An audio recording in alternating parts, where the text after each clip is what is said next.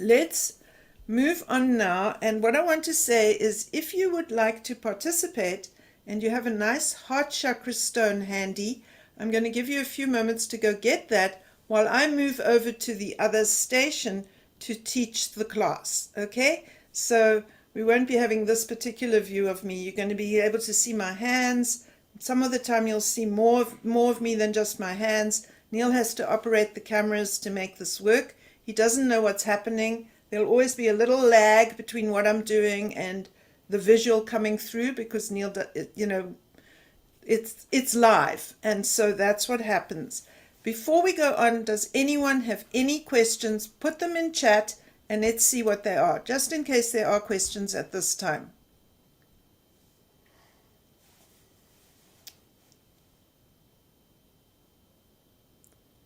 Okay, so 5 minutes to transition. Go get any stones you want to use to participate. You can play with your stones while I'm playing with mine, no problem.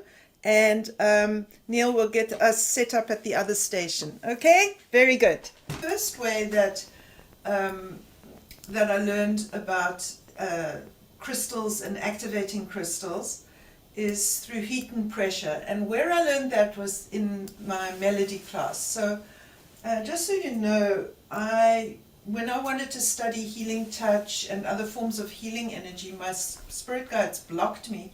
They wouldn't let me go and learn from anybody, and I wanted to know what is this? Why can't I go learn this information that I'm interested in? And my spirit guide said, we are going to teach you directly. We don't want any other human teachers blocking your intuitive process and blocking your capacity to hear us, because they've put other information in its place. They assured me there was nothing wrong with the other information that was that other teachers were getting, and that wasn't the point. The point was they had something special in mind for me, which sounded like I was having delusions of grandeur, but that is exactly what happened, and the only person who can vouch for me is Neil, because he was there at the time. And actually, although he wasn't on the other side, he did also give me spirit guidance, because there was one teacher that he went off to work with, and even he said, no, Vivien, no, you mustn't work with that person. And I didn't know what was going on. It was super confusing. But a few years after that, I got a message that, not a message from spirits, I got a message from a client who told me that Melody would be teaching in Columbus, which is about a 2-hour drive from Cincinnati. And did I want to do the course? And I said yes.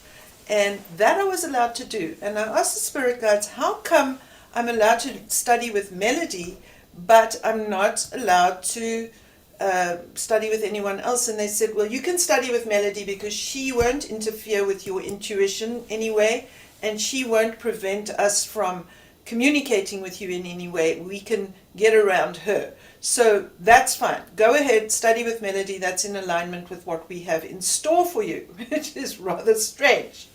And it was there that I discovered that I had already begun to develop crystal surgery, because I went up to Melody in a break and I asked her, what is it called when you hold the crystal in your hand and then you work with it on the person's energy field? And she said, I don't know. You've got something new. And that's how I found out that crystal surgery is something new and different. And so I guess that's one of the things that the spirit guides wanted me to find out from Melody, was that I had something new. Anyway, Melody, if you didn't know, was a nuclear scientist, so she was extremely knowledgeable in her scientific approach and quite hard-nosed, even though it might not come through in the way her books are written, or if you ever met her in person, in her personality and so on. But she's quite hard-nosed about her science, and she never had to defend herself, because she is a scientist in the nuclear industry. She was, unfortunately she passed on December 31st, 2019 in Rome, Italy. Probably a COVID death, unfortunately. The diagnosis was pneumonia, death from pneumonia. So very sad. And I do feel the loss of Melody, but we continue the legacy. And we continue the legacy with our crystal surgery. So heat and pressure, because crystals are subject to an electricity called piezoelectricity and pyroelectricity, and those are stimulated by heat and pressure. Now, it doesn't have to be a lot of heat. It's just that as the crystal becomes warmer, it is becoming activated. And so a simple thing to do is to keep stones in your pockets. And so here we have the two first stones that I want to show you. And that is my rhodonite and my black tourmaline pair that I keep in my pockets, and they're warm. And then when I stroke them like this, that can warm them up as well and also activates them. And so that warmth, because these are much warmer than if they were on the cold windowsill, sitting where the outside temperature can influence them. And I don't know if you've noticed how cold your crystals can get, but keeping in the pockets does keep them warm and does cause that electrical action which activates your crystals. So that's pretty much like putting your food in a pot, what you want to cook, your raw ingredients in a pot, and then you heat up what's in the pot, and then that activates. And so it's a very similar kind of thing. You apply a little bit of heat and you're starting to get a different chemical behavior happening, and you're getting a different electricity behaving. So warming your stones is one way, and you can keep them warm by keeping them in your pockets, and you can further activate and get benefit. So these two, this combination of rhodonite and black tourmaline, is absolutely remarkable for helping with anxiety. And I became very dependent on these last year. I was having a lot of anxiety and actually a lot of panic attacks which I couldn't control. They were happening in the middle of the night. And this combination of rhodonite and black tourmaline has seen me through, and I have several different combos of this. This is the latest combo of what I bought in Tucson now in February. I got these black tourmaline palm stones and these rhodonite palm stones, and I'm very pleased to have them, and they are going back in my pocket because they are keeping me calm. You can see here some more rhodonite. I'm addicted to this stuff. This is a fantastic piece. Lovely. And this is not tourmaline, it's manganese. Don't get confused. Just because it's black doesn't make it shungite or tourmaline. Oh. Do people need to mute? Bring me down. Some talking in somebody's background. In order to save yourself, so just let that happen. Okay, whoever sound is coming through needs to mute their microphone. Thanks. All right. So that's the heat part. Now comes the pressure part, and this is the part where I said go get a stone if you have it. So this is my rose quartz heart, and now I'm going to sit down here, and we can all do this together. I'm going to place my rose quartz heart on my high heart. I'm going to take my Farden crystal, put it there. And this is what you do when you do laying on of stones for people. So then I put my stones there, and then you just pulse. And that is enough pressure to activate the stone. And it is a phenomenal experience. I can just pulse it. So you can't see the stone under my hand, but I will make it visible for you like that. And then I'm just pulsing. And you can do this with me, and you will feel this amazing, and you pulse according to a heartbeat. That's what I learned in the Melody workshop. And when you lay stones on people, like if you do a layout of chakra stones or white stones or raised vibrational frequency stones, if you pulse them, you get a stronger effect because it activates the crystals. And these simple things make a big difference because it's the difference between raw food and cooked food. It's the same dynamic of change. There we go. And I can feel that working. And I will say about my rose quartz that this one helped with our blood pressure, and we actually measured it. We actually measured it because Neil and I both, in addition to our anxiety, obviously what goes with anxiety is raised blood pressure. And what brought our blood pressure down, and we actually measured this, we got blood pressure cuff and everything, was just to take the rose quartz heart and do this. Now you see, this is also a form of heat and pressure because holding the stone next to my body. The body warmth is affecting the stone. And then me moving and holding it against my body, that's just a small amount of pressure. But it does activate the stone. And this is what we're doing in infusion. We're activating the stone. This is infusion. I'm infusing rose quartz energy into the layer of the energy field that is right next to the physical body. It looks like I'm working on the physical body, but I'm not. I'm touching the physical body. I'm putting a little bit of pressure in to activate the stone, but I'm infusing the very first layer of the energy field with the rose quartz energy, and from there it transitions into the physical body. So doing this on the physical body in this way does affect the physical body, but the infusion is of the first layer of the energy field. Isn't that nice? I hope some of you are doing this with me. It is really lovely. Now I'm going to give you a chance to ask questions if you have any questions at this stage. Nothing. All right, we can continue. So I brought a box of tricks with me. I got to get my box. Here's a book like that. Oops. Here we're going anyway.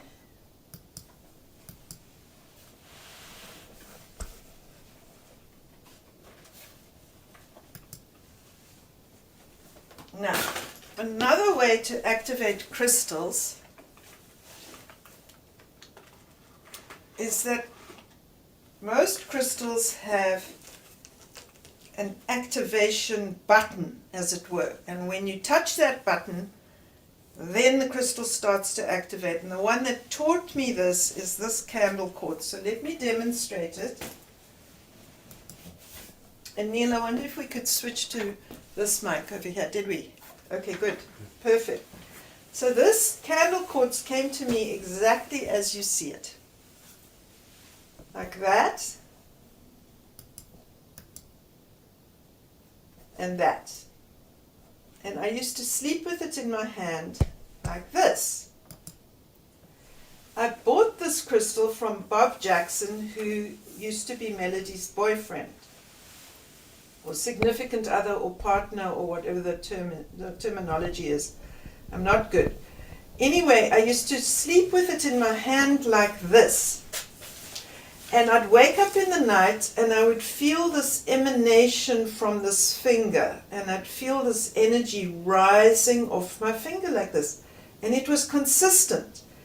The stone would not drop out of my hand, and this finger would have something happening in it, like it was the finger of God or something, I don't know what. It would just get this emanation of energy coming off it. And so one day on a trip to either Denver or Tucson, I spoke to Bob Jackson and I said, you know that candle quartz I bought from you, it does this thing. And he said, and it turns my finger on, and then this energy emanates from my finger. And he said, you must make a note of how to hold it to get that effect. So the crystal was here in Cincinnati, and I was over there in Denver or Tucson, I can't remember which, and I got puzzled for a moment. I got stopped in my tracks and I thought, there's only one way to hold that crystal. But I didn't have the crystal with me, so I couldn't look at it to see what I meant. And when I got home, I examined it and I realized it's got this handhold that only lets me hold it like this. It's obviously someone else's old tool. Look at that. And so it forces me into that dynamic, and then it switches on there. It's switching on now. These two fingers together, thumb over there, and the crystal has switched on. And I can feel this sort of strange experience of almost numbness, but it's not numbness. It's super sensitivity. It's the opposite of numbness. But it's on that continuum of numb to super sensitive. And I can feel it happening right now. I've switched it on. And so that crystal taught me about the handhold, and also that sometimes we get crystals that are someone else's tool from some other time in the history of mankind. And No, this crystal is not for sale, and I love it dearly. It has taught me so much and kept me company in so many different ways. There, it's definitely when I line those two fingers up, I can feel it upgrade tremendously. So the way that you hold a crystal is important in its activation. And I hope I'm making that very clear. Now, is this the only crystal in the world with a thumb point, a button, where the button shows so clearly? No. No, let me show you. I have more, of course, because I collect them. Look at this one. How's that? Isn't that yummy? Whew, I just love it. Wow. So this is a double terminated Lemurian, tangerine Lemurian. You can see the tangerine color there. And it is coated with something that we think could be calcite. We're not sure. We call them crusty Lemurians. These, and I got 2 flats of them in Tucson now. They're absolutely the most powerful, amazing healing crystals ever. I just love them. That's next to shungite and all the rest, of course. Okay. Oh, which reminds me, and shungite is saying, don't forget about me. So here, going back to the heat, the heating and pressure aspect. So when you work with the shungite, what I found when I was pulsing, so let's get my setup here. I could say I'm pulsing this character. This is my proxy crystal. And if I'm pulsing, what I found is I start here like this. Can you get that view, Neil? My hands are a bit far apart. Yeah. So I have to start there. Okay, we'll just pause.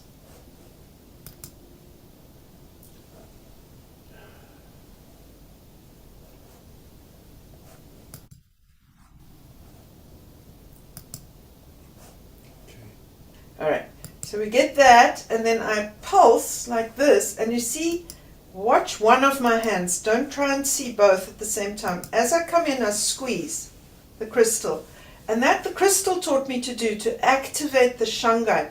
So that's that pressure again. We're using the pressure.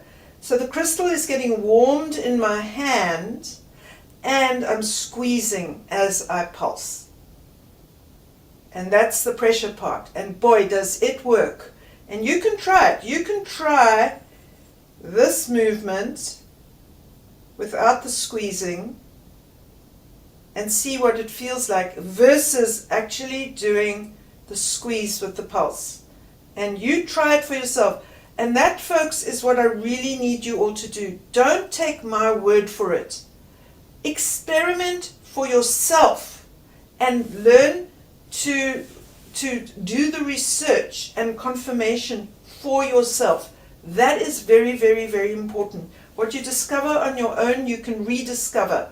What you're parroting from somebody else, that is information that can get lost. So you experiment. You do a comparison. What's the difference if you just do this with the shungite versus if you do the squeeze with the pulsing? And inform yourself, because that will give you information that only you can get for yourself. That would be fantastic. The shungite wants me to explain something else right now. We have chakras here in our hands. You know that, don't you? That's a hand chakra. When you hold a crystal correctly and you work with it correctly, the energy is coming from your heart, from your energy system, from wherever you want it to come, from your nervous system, from your pulmonary system, from your physical body, from your energy, from everything coordinated. Is coming through that palm chakra and into the crystal. See that? That is sending energy through there, coming through the other side. And that you need to remember. If you're working with a stone, say I'm working with the seraphinite, the energy is coming through the palm chakra, it's coming down my arm, it's coming through the palm chakra, it's coming through the crystal.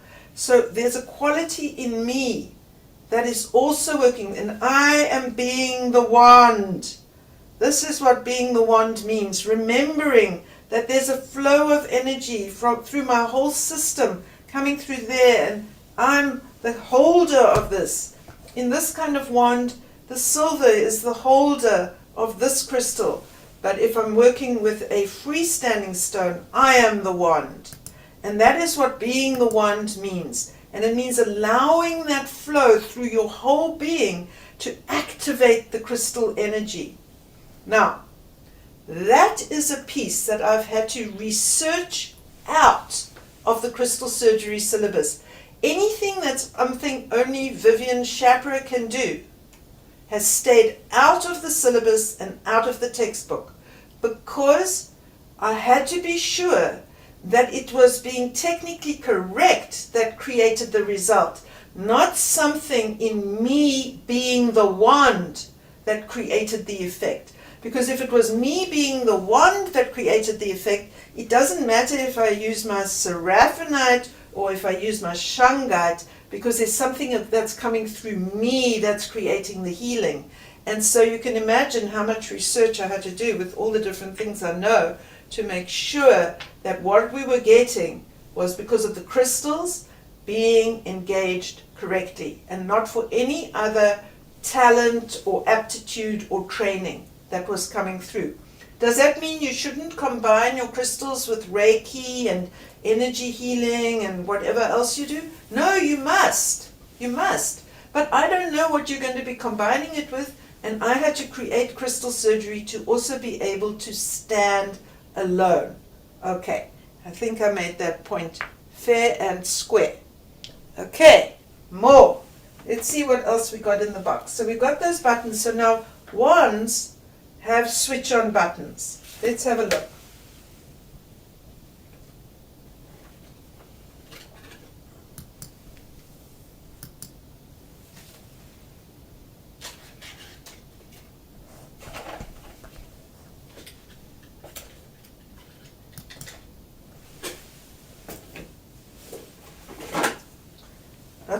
Lots of nice treasures in my box of tricks. So here we are.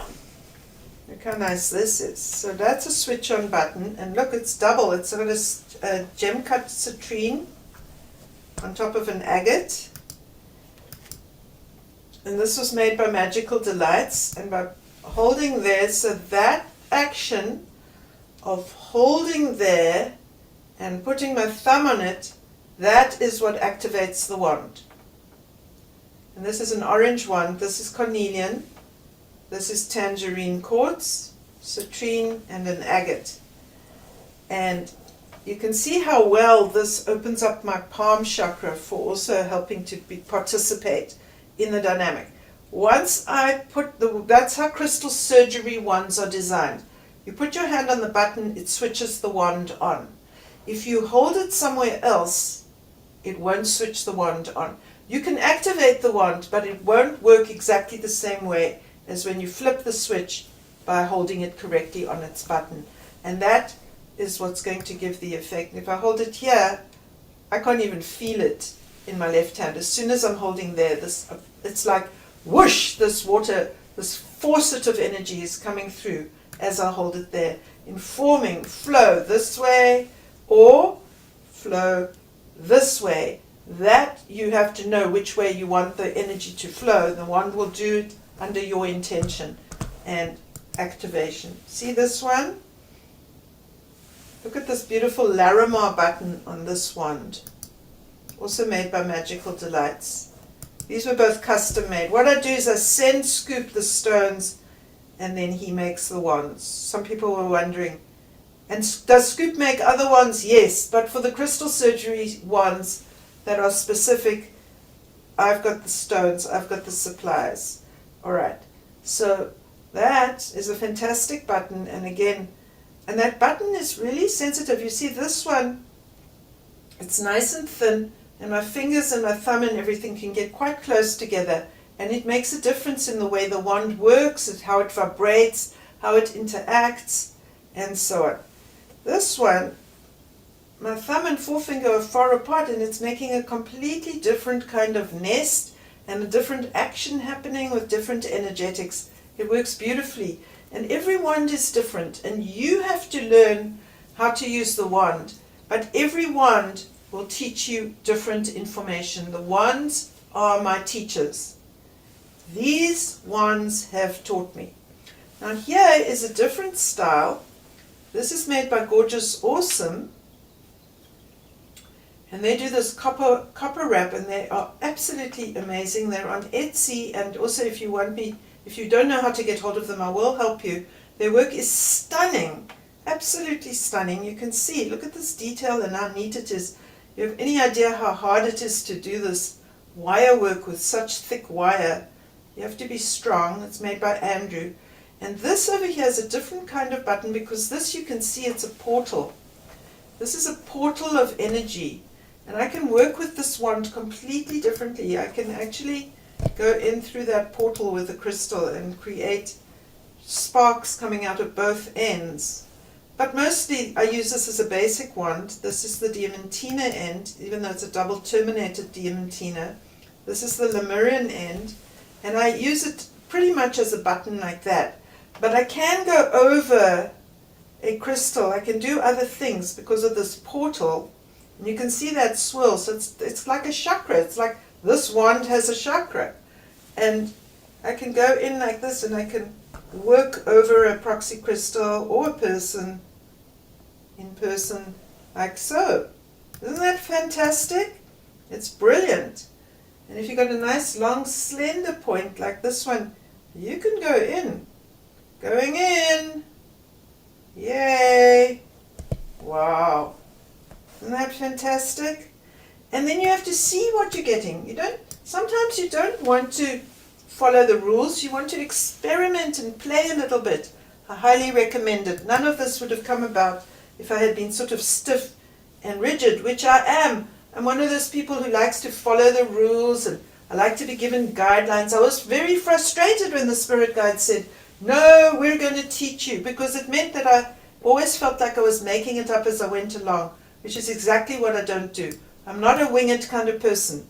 I just am not. And the crystals have pushed me where I wouldn't have gone on my own, I assure you. And as for the spirit guides, that's a whole other story. I'm doing all kinds of stuff that never would I have imagined I'd ever do. And it's all because of them. And I could complain, but it wouldn't help. So, let's see what else. Now, one of the things that activates crystals is putting them in a layout. And for that, I have not done the kind of crystal healing where you use grids, but I have done these kinds using, this is Melody's book, and I have done this. And you see, so when you put the crystals in these layouts, now what you want to note with something like this is where the terminations are pointing, and you've got to make sure that the terminations have been correctly laid down. It's one of the reasons I don't teach the Melody course anymore, and gave up quite soon after. I think I only taught it a few times, and then I taught a new group of Melody crystal healing instructors at Melody's request, and that was one of the worst experiences of my life. But I did learn about Mercury in retrograde, and I'll leave that as I'll leave it as a one-line story that goes like this. When I taught Melody crystal healing instructors during Mercury in retrograde, I found out why people talk about Mercury in retrograde. That's it. That's the whole story. You can take it from there. You can make up whatever you want. It won't be wrong. It was a very, very traumatic and stressful experience. But nonetheless, I did teach Melody crystal healing for a while, and I gave it up because all I ever spent my time doing was walking around correcting how people's points were, which way people's points were directing. And so the way that you do a layout, you've got to look at the terminations. So if I do a layout here, if I say this is my proxy crystal and I'm going to do a layout around it, I need to know, are the terminations pointing in towards the proxy crystal like this?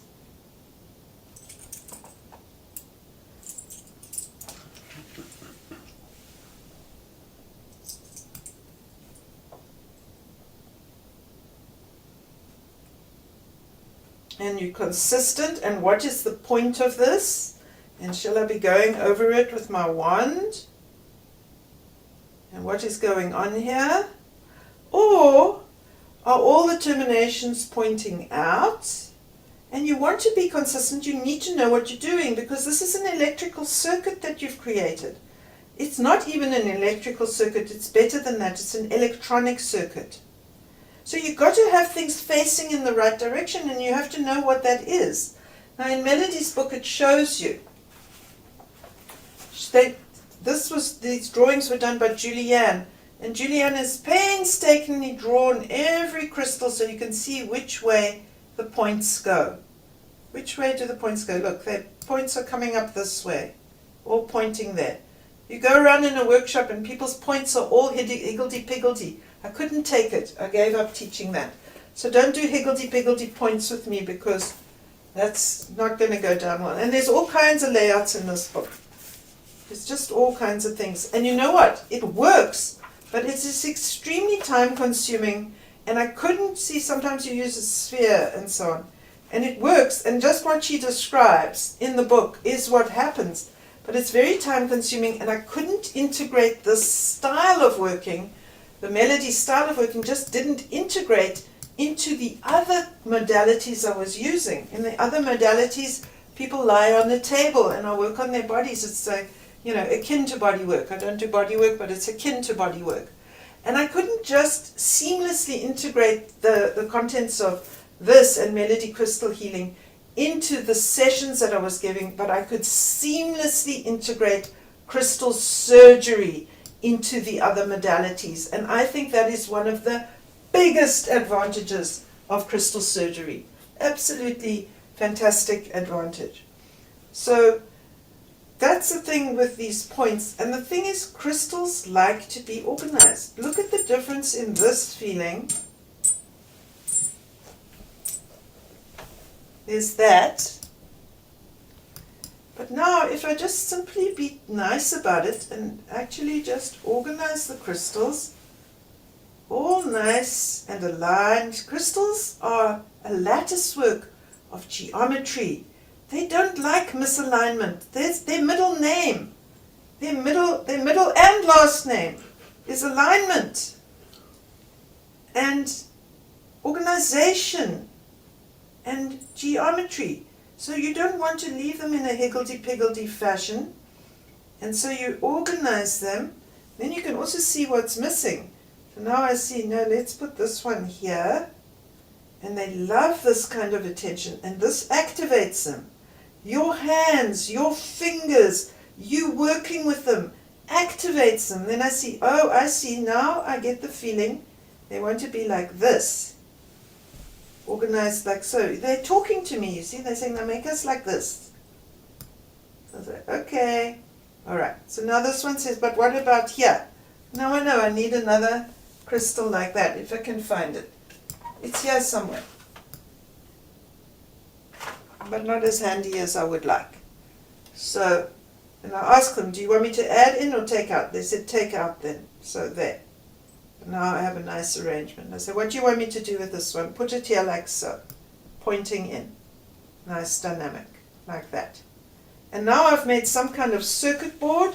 I don't even know what. They said, but now put this one here too. And look, we've got something happening. Did I know what was going on? No, I just listened to the crystals.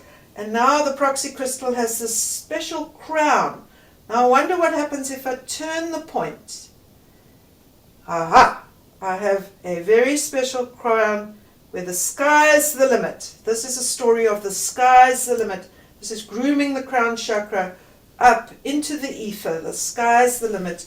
How wonderful. And now I have something special. And let's see. If I go over with my portal, I wonder what I've got. Woo! I can feel goosebumps all the way up my back. Wow! And what fun is that? And I can keep on doing that. And I've got something going. And you know what the crystals just said? And now you've got wings to fly. And so this is a kind of a flying and soaring layout for lifting us up and really expanding the crown chakra. And including wings to fly. And the wings would come from the back. That's heart chakra. The wings would be of the heart chakra because of where they are placed in terms of the physical body. Okay. So, any questions, Neil? Anything coming through? No, not yet. Everyone happy? Hope so. I am. I'm having fun with my toys. Yay. Let's move these out the way.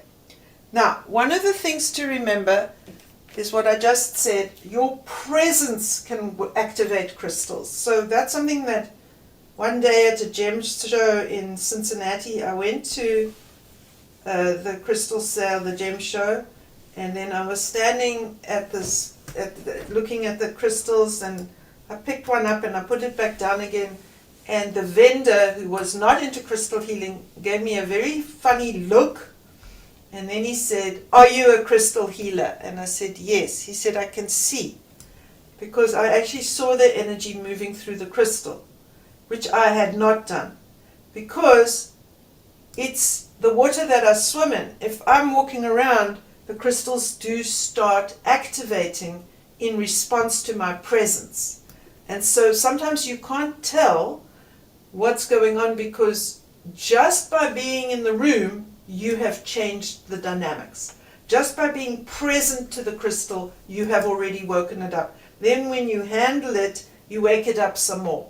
So that's the thing. Crystals are kind of dormant. They can be sleeping, and your presence, your attention, your enjoyment, your connection with them wakes them up and activates them in the direction of them being awake and attractive and bonding, which we all know about crystals bonding with us, because we know how much lighter our wallet is after we've been bonding with crystals. So I don't have to explain that dynamic. Right. But another thing that activates crystals is the response that they are getting. Just the same as if you're talking to another person and the person is being nice to you and asking you nice questions and receiving your energy, well, crystals do that too. And I've got one here that embodies that characteristic.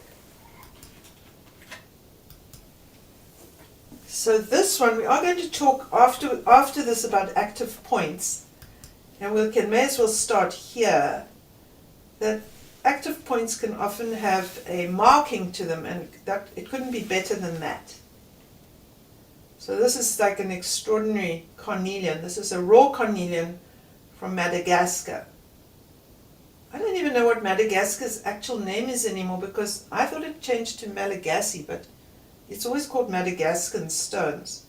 So that's what comes of growing up in South Africa, I guess. So anyway, here is this cornelian, and it has this convenient little receptacle in it. And the thing is that if you work through a stone from one side to the other, and I match that up, this crystal activates energy movement from this crystal. That action, that stimulates energy flow. So I can pull the energy through the proxy, like so. Isn't that cool? And get quite a nice effect. Now when you do something like this, where you're doing something on the one side that's different on the other side, remember to balance. And so in the same way as this crystal is acting as a receptacle that stimulates flow, then that's what a person receiving crystal energy actually can suck the energy out of from the crystal in a receptive and positive manner. And other people may be repelling the energy in a non-receptive manner. And that is the point that I want to make. And you want to watch for that when you're doing crystal healing, because if people are receptive, you want to acknowledge that and realize it, and also not overdose them. And if people are repelling the crystal energy, change which crystals you're using. and change your style of working. Because if they're repelling the energy, it's not getting in, as in what the word repel means. It's being pushed away, not received. This is so cool. I can just spend the rest of the Zoom call doing this amazing action. I hope you can feel, some of you can feel it through the internet and the visuals and everything. Well, that's wonderful, and these crystals now want to be left alone here in the corner. They said, we're off now. So goodbye, thank you. Oh, and then this one said, and explain, every time I lift a crystal up, so these crystals are here, every time I lift this up, my thumb and forefinger go there, and I am thinking, I've trained myself, this is clearing the stone. This is neutralizing it now. By doing this, there's white light coming out of my thumb chakra and my forefinger chakra, and that white light is blasting the crystal clean of the previous person's energy. And that's what I'm doing very consciously, and I handle the crystals in this way always. When I take them off the person, if I'm doing laying on of stones and the crystals are on the person, as I pick them up and take them off, I am putting white light into them with my thumb and forefinger, just like that. That's it. If I pick up the proxy crystal, that's a little bit different because we've programmed it. That's when we do this. Like so. 7 times minimum. And this is a tuning when we do this action. And that's a form of activating the crystal also when you attune it or when you program it, but it is not the form of activation that we're talking about today. So, any questions? Are they still there? Did they leave? Not a question in sight. Okay. So these stones are complaining. These candle quartz are complaining that they didn't get to participate. You know, the stones are fussy. They love to show off. So candle quartz are particularly fun because look here, look at this button, the switch on button here. Look at this. Watch this. Boom. Boom. How cool is that? And boy, what it feels like, hey, you know what? That thing in the forefinger started up with this candle quartz now. I love these candle quartzes, and they're double terminated. Look, it's self-healed at the bottom and everything. Look at that. I love these stones. They only cost like only $6 or something. Isn't that cool? Got a whole bunch of these. And all of them, they've got these activation points. This one is more this way. Look here. Like that. And there. It's got a groove on this side too. Look at that. Perfection. And the satisfaction and the feeling of perfection, it's so soothing and so heartwarming for me. And it makes me feel like the universe is in order. Our world is in such a mess these days, but the universe is in good order. It's going to be all right. It is going to be all right. And that's very reassuring for me. I do like that. And then these, they like to nest together. They fit in with each other. Look here. And I sit with them like this. And I stare at them while I'm giving healing sessions because they make me feel good. And I've got a rose quartz skull like this one. I put that there. And I get all this stuff. And I'm a happy camper. I'm enjoying my work. I'm enjoying my life. I just do love it. So there. These camel quartz were complaining that I left them out of the button story. So there they are. And now we're going to talk about active points. So crystals have active points. And who taught me about active points is this crystal. Because I was kind of puzzled. I fell in love with it. It was sort of one of the crystals I got in a bunch of crystals in Tucson.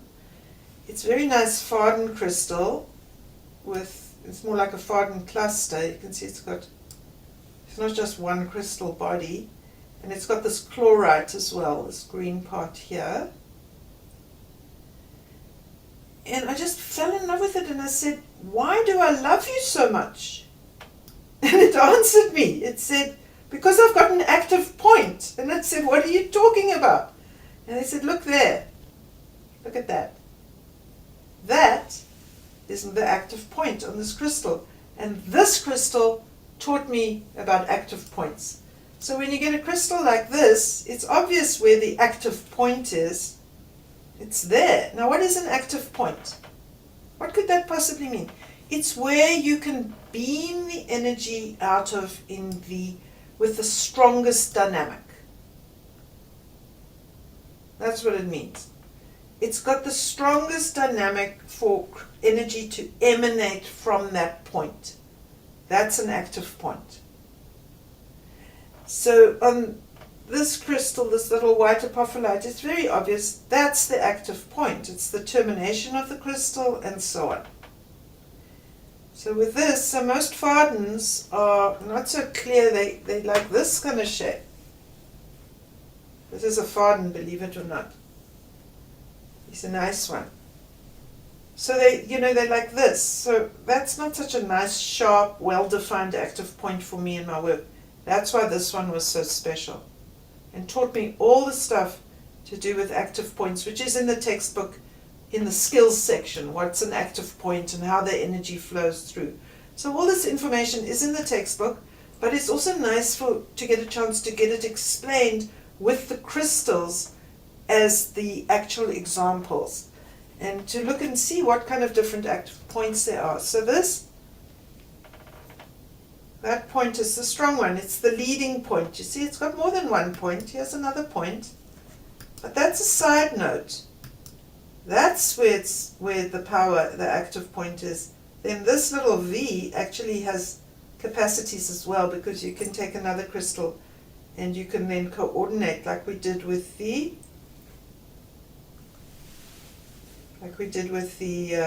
cornelian.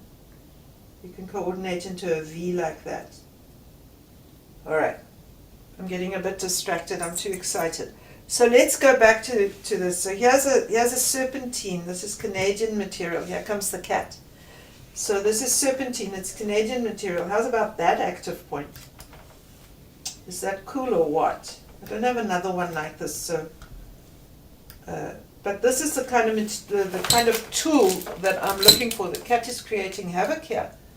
Birdie, come say hello and then get off the table. Come. Come, sweetie. Oh, you want to be with your mommy, don't you? All right, there you go. Okay. Sweet kitty. All right. So this is the active point here, and it's like a little knife. I can do all kinds of things. If this is my proxy, and I can go, I can slice through the energy field like this. And I do.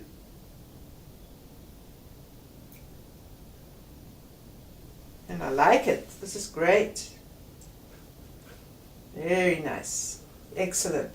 So that's a different kind of active point. Now, what about a sphere? Can a sphere have an active point? Yes, look at that. Often you get markings on a sphere that show the active point. Now, if you haven't got any markings, let's see. But you see, I choose the ones that do. Look. This is a manganocalcite. This is manganocalcite. Look, it's got the markings. You'll see, I'll choose them. I'll find one that doesn't have an active point in a moment. A clear one. So this is the active point on this sphere. I'll hold it like that. Get the energy coming through my hand, through the sphere. Delicious. But I'm going to change the proxy because I brought my proxy from work. Because this one is like facing this way. But this is the one that I use at work, which faces the other way. So I get confused. It's like trying to do things with my left hand when I'm right-handed. I'm going to use this proxy. Oh wow, that's so soothing. So just so you know, when you're working remote, you can't do that first layer infusion by touching the stone like that. It just grates on your nerves. You can damage the stones. It's bad. You do the first layer infusion by getting as close to the proxy as you can without actually touching it, and really getting some action there between the stone and the proxy. That's what you want. like so. Now if you're only using one stone, it doesn't work so well, so then you can use your hand as well, like this. Oh, that actually built quite strongly. Or you can just get another stone and go close, close, close like that. Lovely. Delicious. Wow. But these are a bit big. And so what I found is using my lingams, I can get a fabulous effect. And with a lingam, the active point is either one of the ends of the lingam. You see? Either that end or that end. That end or that end. So this is lepidolite and mica lingam. And this is an emerald lingam. And this is a fantastic antidepressant combo to actually just go like this. So here, the crystal is being activated in my hands from my palm chakras via my entire energy system, from my intention, and from each other, plus the receptiveness of the proxy crystal, which is connected to me. If you don't connect your proxy crystal to someone specific, it will connect to you, in case you were wondering. So be careful. Just know that's what's going on. So there we are. And that's the active points of the lingams, working together. And this is super soothing for people when you do this. It's kind of antidepressant, and it's very, very nice experience. This particular combo, lepidolite and mica and emerald. All right. So how big does your emerald lingam have to be? It doesn't even have to be this big. See, you can go smaller than this. It will work fine. Even smaller than this one. But in person, when you're actually trying to infuse a person, it can take a little bit longer with a small stone, but it doesn't matter unless you don't have the time. If you don't have the time, it means you're very busy as a crystal surgery practitioner, which means you can afford slightly bigger stones. There are a few questions. But the small ones are fine. Okay, what are the questions? There was one earlier from Elena saying, can you give an example of how you would know the client is repelling the energy? And then there's one from Carrie saying, can the point of a heart act as an active point? Correct. I'll go to the active. The point of the heart here is a very good active point. And there is a video on YouTube called Crystal Surgery Basics Using Heart-Shaped Stones. And it's a very early video. It's one of the first videos we made, so you'll have to go. You actually should just call it up on YouTube, because for some reason all our YouTube videos don't show on our channel. So just go to Crystal Surgery Basics Using Heart-Shaped Stones, and the video will come up for you. Or you can go look on the website as well, if you don't want the ads on YouTube. It's kind of fun going to YouTube and seeing, oh, there's Viv. Look. All right. So that answers that question. And then, Elena, it's very clear when people are repelling the crystal energy. It's the same as when they are repelling you. It's exactly the same feeling of this, feeling like you're up against a wall, and what you're doing isn't flowing correctly. So it's like it's exactly the same feeling for me as when I'm talking to somebody who I can tell is just not going to listen to what I'm saying. So I'll say to somebody, now what you need to do is go to the bank and deposit that money. And the person goes, yeah, okay, I'll think about it. You know perfectly well they've decided not to listen. And it's a feeling inside you when they've decided not to listen to you, and you can feel that the information you're saying is falling on infertile ground. It's the identical feeling, but I actually feel it here in my wrist. So if I feel that the energy is being repelled, it feels like this, up against the stone. That's the feeling I get. Whereas when it's being drawn in, it's going this way, strongly. So that is a kinesthetic sensation in your muscles, and it's an empathic resonance of denial, refusal, defensiveness in your emotional system. Those are the two signals that tell you that the energy is being repelled. The kinesthetic experience and an empathic resonance with the feeling this person is defending. They're defending themselves, they're not really listening. They kind of got the but, yes, but energy going. It's that feeling. I hope that does answer the question. It's probably as well as I can explain it. It's a sensation. It's both a kinesthetic sensation for me and it's an empathic resonance experience as well. And any more questions? No. All right. Then, in that case, we're going to take a break for just a few minutes. Well, just 1 minute. I just want to go get some water to drink. I'm going to change stations, go back, and then we're going to do Q&A. All right? And I do want to say, I know that I haven't talked about the kind of crystal grids that you see where it's like mandalas or flowers or something. I have never done that kind of crystal healing. I am not able to speak about that and how those grids are activated. I'm sure some of you know that material quite well, and I'm very keen if you would like to explain it to me. I am interested. Thank you. Excellent. That is wonderful.